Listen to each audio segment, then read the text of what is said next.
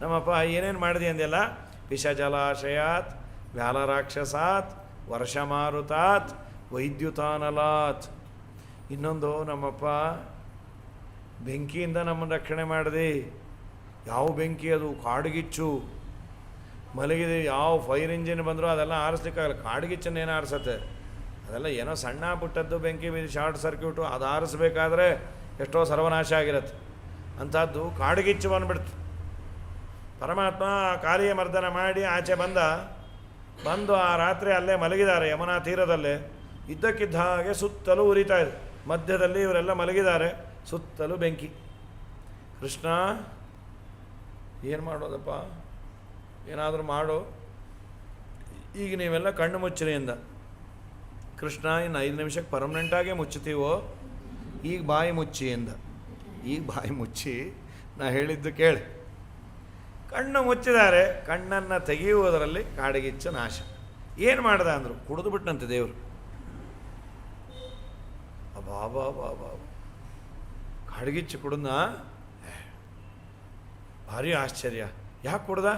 ವಾದಿರಾಜರಂದರು, ಒಂದು ಪ್ರಶ್ನೆ ವ್ಯಾಲಿಡ್ಡು, ಇನ್ನೊಂದು ಪ್ರಶ್ನೆ ಇನ್ವ್ಯಾಲಿಡ್ ಅಂದರು. ಯಾವುದದು ವ್ಯಾಲಿಡ್ಡು? ಯಾಕೆ ಕುಡ್ದ ಹೇಳ್ತೀವಿ, ಆದರೆ ಕಾಡ್ಗಿಚ್ಚು ಕುಡಿದಿದ್ದು ಆಶ್ಚರ್ಯ. ಯಾಕೆ ಆಶ್ಚರ್ಯ ಅಂದರು? ಇಲ್ಲ, ಇನ್ನೇನು ರೀ, ಬೆಂಕಿ ಕುಡಿಯೋದು ಆಶ್ಚರ್ಯ ಅಲ್ಲದೆ, ಅದು ನಮಗೂ ನಿಮಗೂ ಆಶ್ಚರ್ಯ ರೀ. ಸರ್ವೋತ್ತಮನಾದ ಪರಮಾತ್ಮ ಕಾಡ್ಗಿಚ್ಚನ್ನು ಕುಡಿದ, ಅದಕ್ಕೆ ಯಾಕೆ ಆಶ್ಚರ್ಯ ಪಡ್ತೀರಿ? ಅವನ ಬಾಯಿಂದ ಹುಟ್ಟಿದ್ದು ಬೆಂಕಿ. ಏನೋ 3 ದಿನ ಲಾಂಗ್ ವೀಕೆಂಡ್ ಬಂತು ಅಂತ ಬಾಯಿಗೆ ಹೋಗಿದೆ ಅಷ್ಟೇ. ಕಾಡ್ಗಿಚ್ಚು ನುಂಗಿದ ಕೃಷ್ಣನ ಮಹಿಮೆಯ ಹೊಗಳಲಿ ಹಿಗ್ಗಲಿ ಸರ್ವಜನ, ಹುಸಿ ನುಡಿಯಾಡಲು ಸ್ತೋತ್ರವ ಮಾಡಲು ಇನಿತು ಒಪ್ಪದು ನಮ್ಮ ಮನ. ವೇದವೇ ಹೇಳಿದೆ ಅಗ್ನೀಂದ್ರರಿಗೆ ಜನ್ಮವನಿತ್ತಿದೆ ಹರಿವದನ. ಅಗ್ನಿಯು ತಂತಾನೆ ಹುಟ್ಟೂರಿಗೋಗಲು ಕೃಷ್ಣನ ಮಹಿಮೆ ಇದೇನು ಘನ. ಮುಖಾದಿಂದ್ರಶ್ಚಾಗ್ನಿಶ್ಚ ಪ್ರಾಣಾತ್ ವಾಯುರಜಾಯತ. ಮುಖದಿಂದ ಹುಟ್ಟಿದ ಅಗ್ನಿ ಮುಖದ ಒಳಗೆ ಹೋಯಿತು. ಏನು ಆಶ್ಚರ್ಯ! ರಾಜರನ್ನೋದು ರುಕ್ಮಿಣೀಶ್ವರ ಇದೆಲ್ಲ ಅಂತಾರೆ. ನಾವೇನು ಹೊಗಳೋದಿಲ್ಲ, ಅಗ್ನಿ ತಂತವ್ರ ಮನೆಗೆ ಹೋಯಿತು. ಸರಿ, ಯಾಕೆ ಕುಡ್ದ ಅದನ್ನು ಹೇಳ್ತೀರಾ? ಅದು ಪ್ರಶ್ನೆ ಸರಿ. ಯಾಕೆ ಕುಡ್ದ ಅಂದ್ರಲ್ಲ, ಬೆಳಗ್ಗೆಯಿಂದ ನೀರಲ್ಲಿ ಆಡಿದ್ನಲ್ಲ, ಥಂಡಿ ಆಗಿತ್ತೋ ಏನೋ, ಅದಕ್ಕೆ ಸ್ವಲ್ಪ ಬಿಸಿ ಬೇಕು ಅಂತ ಕುಡ್ದೆ. ನೀವೆಲ್ಲ ಕಾಫಿ ಕುಡಿತೀರಿ, ಈ ಕೆಲವು ಕೇಳೋದೇ ಹಾಗೆ ಕೇಳ್ತಾರೆ, ಸ್ವಲ್ಪ ಬಿಸಿ ತೀರ್ಥ ಇದೆಯಾ ಅಂತ. ಪಾಪ ಹೊಸ ಆಚಾರಕ್ಕೆ ಅದು ಗೊತ್ತಿಲ್ಲ, ಹಾಗೆಲ್ಲ ತೀರ್ಥನ ಬಿಸಿ ಮಾಡಬಾರ್ದು ಅಂತ. ಅಯ್ಯೋ, ಬಿಸಿ ಇಲ್ಲದೆ ಇದ್ರೆ ರುಚಿ ಇರಲ್ಲ ಅಂತ ಇವರು. ಕಡೆಗೆ ಆಮೇಲೆ ತೀರ್ಥ ಅಂತ ಅದಕ್ಕಂತಾರಪ್ಪ, ಕಾಫಿಗೆ ನೀವು ಕೊಡೋ ತೀರ್ಥ ಅಲ್ಲ ಅದು ಅಂಥೇಳಿ. ಅಂತೂ ಭಾಳ ಥಂಡಿ ಇತ್ತು ಅಂದರೆ ಕೆಲವರು ಫ್ಲಾಸ್ಕ್ ಪಕ್ಕನೇ ಕೂತ್ಬಿಟ್ಟಿರ್ತಾರೆ. ಆಗಾಗ ಹಾಕ್ಕೊಂಬೋದು, ತೊಗೊಂಬೋದು. ಏನು ಸವಿ ಹರಿನಾಮ ಇದ್ದಾಗ ಏನು ಚಳಿ ಈ ಊರು ಅಂಥೇಳೋದು ತೊಗೊಳ್ಳೋದು. ಹಾಗಾಗಿ ನಮ್ಮ ಸ್ವಾಮಿ ಸಾಮರ್ಥ್ಯ ಹೆಚ್ಚು, ಅದಕ್ಕೆ ಅವನು ಬೆಂಕಿಯನ್ನು ಕುಡ್ದ ಅಂತ ರಾಜರು ಉತ್ತರ ಕೊಡ್ತಾರೆ. ಸ್ವಾಮಿ ವೈದ್ಯುತಾನಲಾತ್, ವಿದ್ಯುತ್ ಸಂಬಂಧಿಯಾದ ಬೆಂಕಿ. ಸರಿ, ವೈದ್ಯುತಾನಲಾತ್ ವೃಷಮಯಾತ್ ಭಯಾತ್, ಇನ್ನು ಬೇರೆ ಬೇರೆ ಅಸುರರ ಭಯದಿಂದ.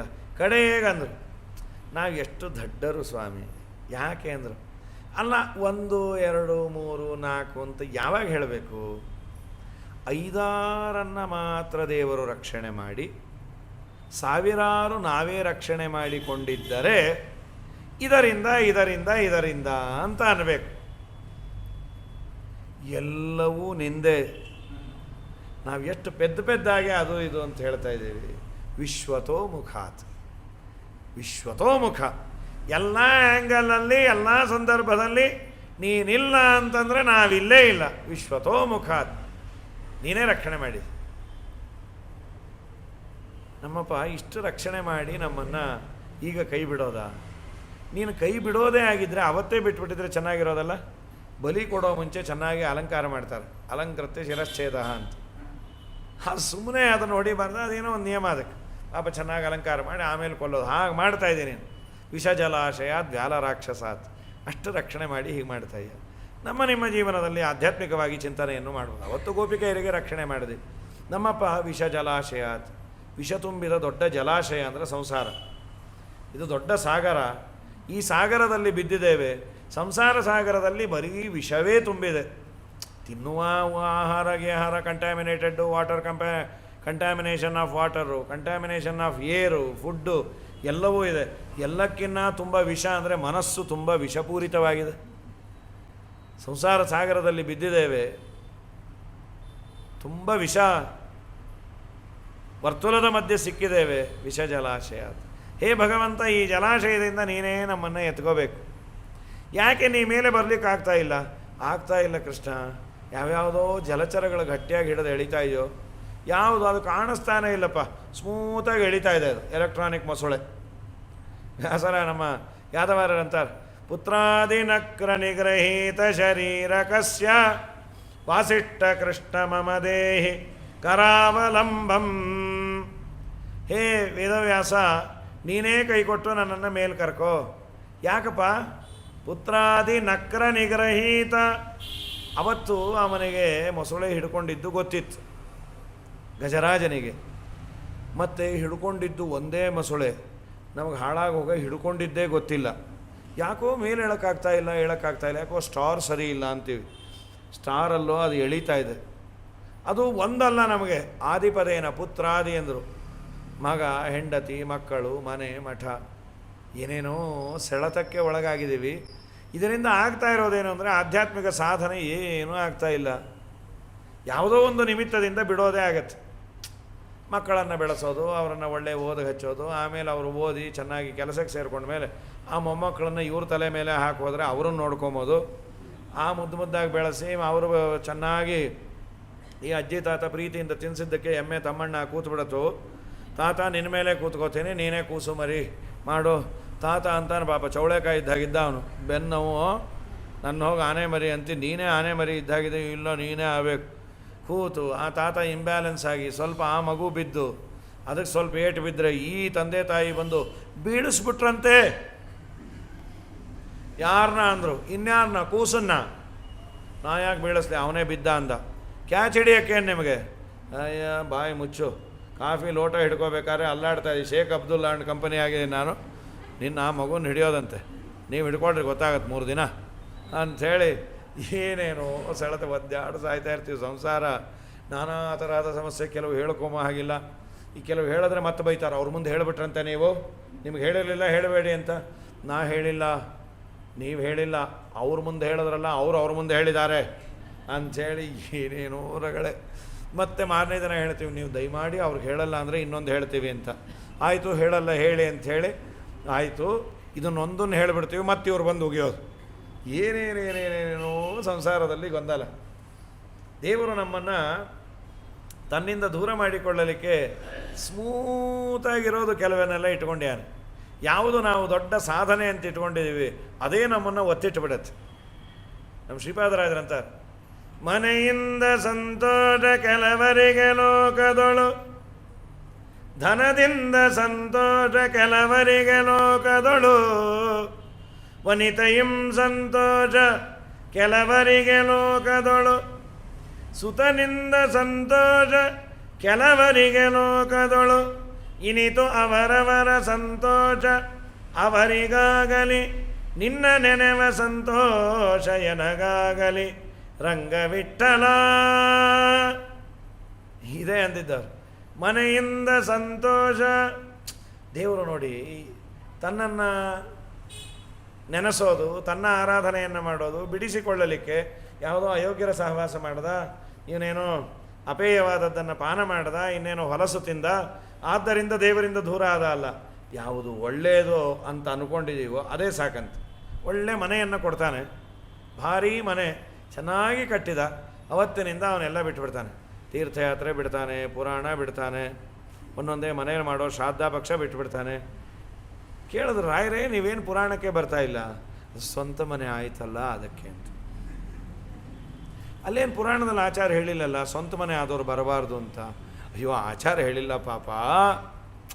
ನಾನೇ ಯಾಕೆ ಬರಲ್ಲ ಅಂದರೆ ಮನೆ ತುಂಬ ಚೆನ್ನಾಗಿ ಕಟ್ಟಿದ್ದೀವಿ, ಫುಲ್ಲು ಗ್ಲಾಸ್ ಮನೆಗೆ. ಈ ಪಾಪಿಷ್ಟರು ಪುರಾಣ ಟೈಮ್ಗೆ ನಮ್ಮ ರೋಡಲ್ಲಿ ಆಟ ಆಡ್ತಾರೆ. ಆ ಆಟ ಆಡಿದ ಕ್ರಿಕೆಟ್ ಬಾಲ್ ನಮ್ಮ ಮನೆ ಕಿಟಕಿಗೆ ಬೀಳಬಾರ್ದು ಅಂತ ನಾನೇ ವಾಚ್ಮೆನ್ ಕೀಪರ್. ನಿನ್ನ ಕರ್ಮ ಅಂತ. ಮನೆಯಿಂದ ಸಂತೋಷ ಆಯ್ತು. ಆ ಮನೆ ಸ್ವಚ್ಛವಾಗಿರಬೇಕು, ಮನೆ ಸ್ವಚ್ಛವಾಗಿರಬೇಕು. ಹೌದು, ಮನೆ ಸ್ವಚ್ಛವಾಗಿರಬೇಕು ಅಂತ 24 ಗಂಟೆ ಒಂದು ಕೈಯಲ್ಲಿ ಪರಕೆ, ಇನ್ನೊಂದು ಕೈಯಲ್ಲಿ ಬ್ರಷ್, ಒಂದು ಕೈಯಲ್ಲಿ ಖಡ್ಗ, ಇನ್ನೊಂದು ಕೈಯಲ್ಲಿ ಹಲಿಗೆ ಅಂಥೇಳಿ ವಿಜಯದಾಸರು ಹೇಳಿದಾಗೆ ಒಂದು ಕೈಯಲ್ಲಿ ಪರಕೆ, ಮತ್ತೊಂದು ಕೈಯಲ್ಲಿ ಬ್ರಷ್ಷು. ಉಜ್ಜು ಸಾರಿಸು, ಉಜ್ಜು ಗುಡಿಸು, ಉಜ್ಜು ಗುಡಿಸು. ಮನೆ ಗುಡಿಸ್ಕೊಂಡು ಹೊಟ್ಟೋಗುತ್ತೆ ಅಷ್ಟೇ. ಅದು ಎದ್ದ ಮೇಲೆ ಶನಿಕಸ ಒಂದು ಗುಡಿಸೋದು, ಸಾಯಂಕಾಲ ಒಂದು ಸಲ 24 ಗಂಟೆ ನೀಟ್ ನೀಟ್ ನೀಟ್ ಅಂಥೇಳಿ ಫೆನಾಯಿಲ್ ಹಾಕಿ ಇನ್ನೊಂದು ಹಾಕಿ ಏನು ಪಳ್ಳ ಪಳ್ಳ ಪಳ್ಳ ಪಳ್ಳ ಹೊಳಿತಾಯ್ತು ನೆಲ. ಏನು ಇಷ್ಟು ಚೆನ್ನಾಗಿದೆ, ಕನ್ನಡಿ ಇಟ್ಟಾಗಿದೆ ನೋಡಿದ್ರಾ ಅಂದರು. ಒರೆಸು ಬಳಿ ಸಂತೋಷ. ಎಷ್ಟೇ ಒರೆಸಿ ಬಳಸಿ ಆದರೂ ಇಷ್ಟು ನೀಟಾಗಿದೆಯಲ್ಲ ಹೇಗೆ? ನಿಮಗೊಂದು ಮಾತು ಹೇಳಬೇಕು ಅಂದರೆ, ನಿಮ್ಮಂಥ ಆಚಾರನ ಮನೆಯೊಳಗೆ ಬಿಟ್ಟೇ ಇಲ್ಲ ಅಂದರು. ಅದಕ್ಕೆ ಇಷ್ಟು ನೀಟಾಗಿದೆ. ಸಂತೋಷ ಅಮ್ಮ, ಬಹಳ ಸಂತೋಷ. ನಿಮ್ಮ ಕಾಳಜಿಗೆ ಹ್ಯಾಟ್ಸ್ ಆಫ್. ಹೌದು, ಮತ್ತು ಗೃಹ ಪ್ರವೇಶ ಅದನ್ನು ನಾನು ಮಠದಲ್ಲೇ ಬರೆಸ್ಬಿಟ್ಟಿದ್ದೆ ಆಚಾರ್ಯಗೆ. ಅದು ಮಠ ಪ್ರವೇಶ ಆಯಿತು, ನಿನ್ನ ಮಕ ಸುಡ. ಅದು ಗೃಹ ಪ್ರವೇಶ ಏನಾಯಿತು? ಮನೆ ಎಷ್ಟು ನೀಟಾಗಿದ್ರೇನು ಯಾವತ್ತೋ ಒಂದಿನ ಹೋಗುವಂಥದ್ದು. ಈಗಂತೂ ಒಂದು 10 ವರ್ಷಕ್ಕೆ ಅದು ಆಬ್ಸಲ್ಯೂಟ್ ಆಗುತ್ತೆ. ಹಳೆಯ ಕಾಲದ ಆ ಸ್ಟೈಲು ಮತ್ತೆ ಹೊಡಿ, ಇನ್ನೇನೋ ಮಾಡು ಇನ್ನೇನೋ ಮಾಡು. ಅದು ಮತ್ತೆ ಹೊಸ ವಾಸ್ತು ಅಂತಾರೆ. ಇಲ್ಲಿದ್ದದ್ದು ಅಲ್ಲಿ, ಅಲ್ಲಿದ್ದಿದ್ದಿಲ್ಲಿ. ಹಾಗೆ ಮನೆಯಿಂದ ಸಂತೋಷ ಕೆಲವು ಮಾಡುವ ಹವ್ಯ ಕವ್ಯ ಎಲ್ಲ ಬಿಟ್ಟುಬಿಡ್ತಾರೆ. ಮನೆ ನೀಟಾಗಿದ್ದರೆ ಸಾಕು ಸಾಕು. ಅದು ಕಪ್ಪಾದರೆ ಕಷ್ಟ, ಇದು ಕಪ್ಪಾದರೆ ಕಷ್ಟ. ಮನೆ ಅಂತಾಗೋದೇ 4 ಜನ ಯೋಗ್ಯರು ಬಂದು ಒಂದು ತುತ್ತು ಅನ್ನವನ್ನು ತಿನ್ನಬೇಕು ಅಂತ. ಬಂದು ಬಳಗ ಬಿಟ್ಟು ಉಂಬೋ ನೆಂಟನ್ಯಾತಕೆ, ಬಂದ ತಿಥಿಗನ್ನವಿಕ್ಕದ ಸದನ ವ್ಯಾತಕೆ, ಕಂದರನ್ನು ಮಾರುತಿಪ್ಪ ತಂದೆಯಾತಕೆ, ಹಿಂಸೆಯನ್ನು ಪಡಿಸುವಂಥ ಅರಸನ್ಯಾತಕೆ, ಮಧ್ವಮತವ ಪೊಂದದವನ ಭಕುತಿಯಾತಕೆ. ಮನೆ ಅಂತಾದರೆ ಯೋಗ್ಯರು ಬರಬೇಕು. ಹೀಗೆ ನಮ್ಮ ದೇವರು ಮನೆಯಿಂದ ಸಂತೋಷ, ಕೆಲವರಿಗೆ ಲೋಕದಳು ಧನದಿಂದ. ಇದೆಲ್ಲವೂ ಟೂಲ್ಸ್, ಸಾಧನೆಗಾಗಿ ದೇವರು ಕೊಟ್ಟಿರುವ ಸಾಧನಗಳು. ಇದೇ ಸಾಧನೆ ಅಲ್ಲ. ಇದರಿಂದ ನಾವೇನಾದರೂ ಅಚೀವ್ ಮಾಡಿದರೆ ಅದು ಸಾಧನೆ ಅಂತಾಗತ್ತೆ.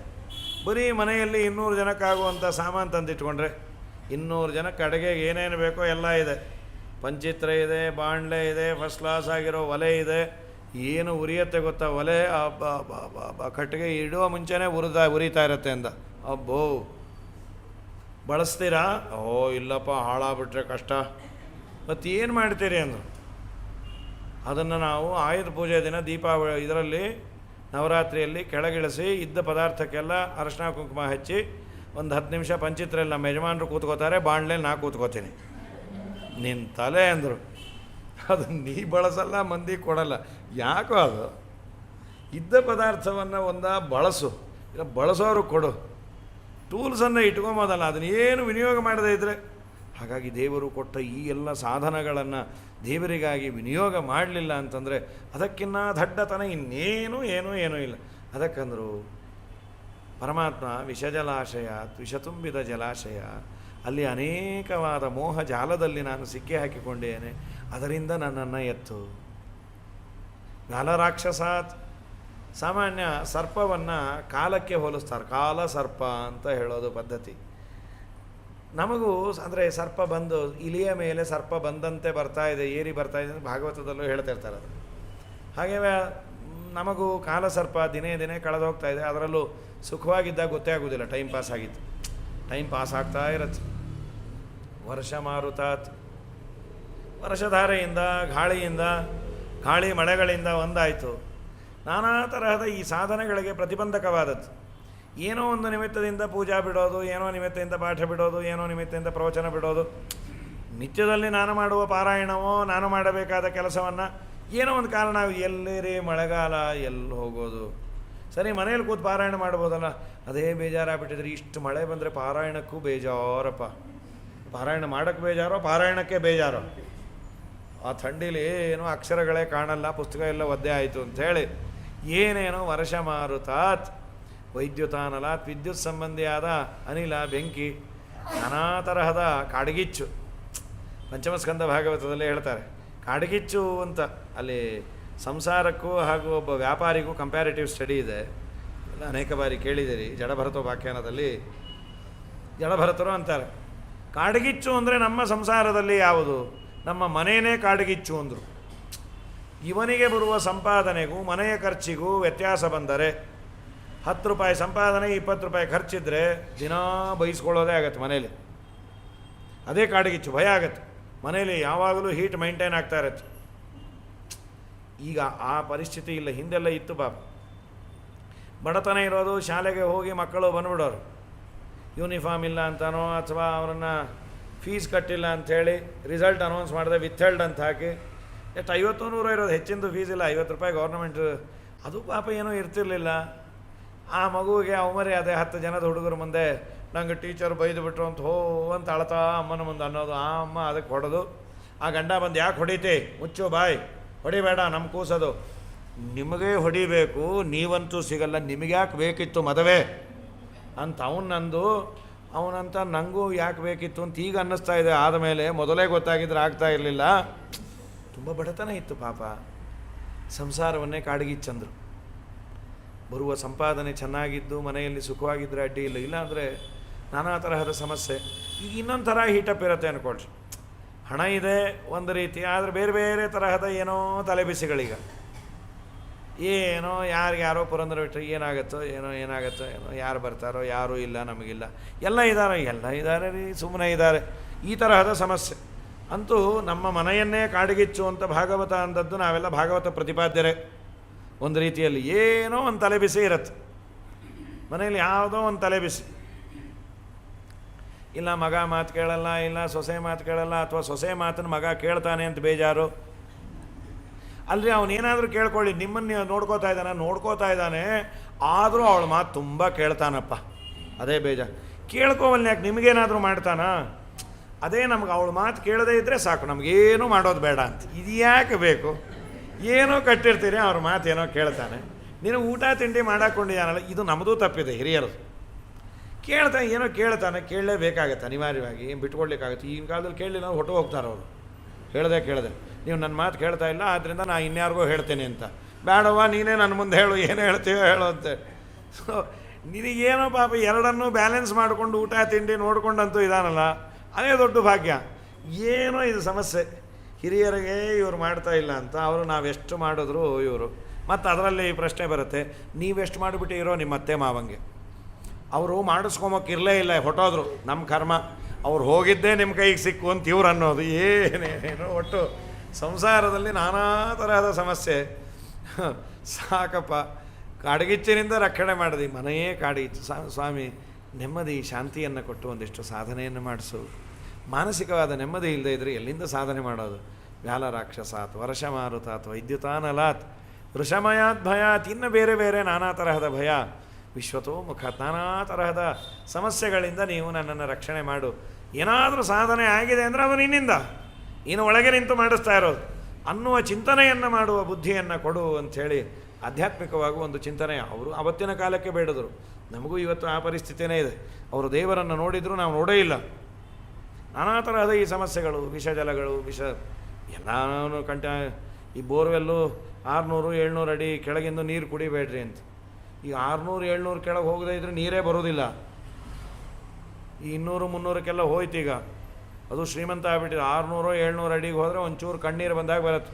ಈ ಅಪಾರ್ಟ್ಮೆಂಟ್ಗಳವರೆಲ್ಲ ಹಾಕಿರ್ತಾರೆ, ಶೇಷ್ ದೇವ್ರ ತಲೆವರೆಗೂ ಹೊಟ್ಟೋಗ್ತಾ ಇದ್ದಂಥದ್ದು ಬೋರ್ವೆಲ್ಲು, ಅಷ್ಟು ಕೆಳಗೆ ಹೋಗಿರ್ತಾರೆ. ಅದನ್ನು ಕುಡಿಬೇಡ್ರಿ, ಅದರಲ್ಲಿ ಏನೋ ಗಂಧಕ ಇದೆ, ಸಲ್ಫರ್ ಇದೆ, ನಿಮ್ಗೆ ಅದಾಗತ್ತೆ ಇದಾಗತ್ತೆ ಅಂತ. ಏನಾಗುತ್ತೋ ಬಿಡುತ್ತೋ, ನೀರಿಲ್ಲದೆ ಇರೋದಕ್ಕಿಂತ ವಾಸಿ, ಕುಡಿದಂತೂ ಕುಡಿಯೋಣ ಅಂತ. ಈಗ ಯಾರು ಕುಡಿತಾ ಇಲ್ಲ ಅಂದ್ಕೊಳ್ರಿ, ಈಗ ಪ್ರತಿಯೊಬ್ಬರು ಬಿಸ್ಲೇರಿ ಇನ್ನೊಂದು, ಆಮೇಲೆ ಅವ್ರ ಮನೆ ಕೆಂಟು ಪಂಟು ಹಾಕ್ಕೊಂಡಿರ್ತಾರೆ. ತುಂಬ ಕಷ್ಟ ಇದೆ ಈಗ. ಮದುವೆ ಮನೆಗಳಿಗೆ ಹೋದರೆ ಮಡಿಯೋರು ಒಂದು ಲೋಟ ನೀರು ಕುಡಿಬೇಕು ಅಂತ ಸತ್ರು. ಕೆಳಗೇನೋ ರಾಯರ ಮಠ ಇತ್ತಾ ಅಡ್ಡಿ ಇಲ್ಲ, ಏನೋ ಅರ್ಘ್ಯ ಪ್ರದಾನ ಮಾಡಿದ ನೀರು ಆ ಪಾತ್ರೆಯಲ್ಲಿರುತ್ತೆ, ಕುಡಿದು ಕೂತ್ಬಿಡ್ತಾನೆ. ಯಾವುದು ಅರ್ಘ್ಯ ಬಿಟ್ಟಿದ್ದು ಹೋಗಲಿ ಬಿಡು ನಾನು ಹೊಟ್ಟೆಲ್ಲೇ ಹಾಕ್ಕೊಂಡೆ ಅಂತ. ಇಲ್ಲ ಅಂದರೆ ಭಾರಿ ತ್ರಾಸಿದೆ ಇದು. ನಮ್ಮಪ್ಪ ಈ ಎಲ್ಲ ಸಮಸ್ಯೆಗಳಿಂದ ನನ್ನನ್ನು ರಕ್ಷಿಸೋ. ಅದಕ್ಕೆ ಅಂತಾರಲ್ಲ, ನಡೆದು ಬಾರಯ್ಯ ಭವ ಕಡಲಿಗೆ ಕುಂಭ ಸಂಭವ, ಭವವೆಂಬ ಸಾಗರಕ್ಕೆ ನೀನು ಕುಂಭ ಸಂಭವ ಅಂತ ದೇವರನ್ನು ಪ್ರಾರ್ಥನೆ ಮಾಡಿ ನಾವು ಪ್ರಾರ್ಥನೆ ಮಾಡು. ನಾಳೆ ದಿವಸ ಮುಂದಿನ ಪದ್ಯವನ್ನು ನೋಡಿ. ಶ್ರೀಕೃಷ್ಣಾರ್ಪಣಮಸ್ತು.